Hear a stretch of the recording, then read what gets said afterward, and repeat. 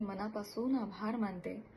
अत्यंत मोठ्या मनानं त्यांनी देखील समस्त महिला वर्गाची माफी मागितली, दिलगिरी व्यक्त केली. दादा खूप धन्यवाद. असं करून तुम्ही छत्रपती शिवाजी महाराजांच्या विचारांचे पाईक आहात हे दाखवून दिलं. छत्रपतींची भूमिका महिलांच्या सन्मानासाठी किती कठोर होती हे आपण सगळे जाणतो आणि ही छत्रपतींची भूमी आहे आणि त्यांचे विचार इथे पुढे चालवले जातील हेच तुम्ही या कृतीतून दाखवून दिलंय. धन्यवाद.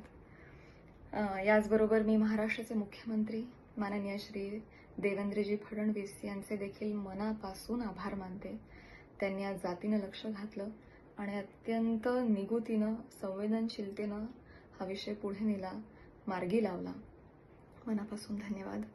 त्याचबरोबर महाराष्ट्र महिला आयोग आणि आयोगाच्या अध्यक्षा माननीय रुपालीताई चाकणकर यांचे देखील मनापासून आभार.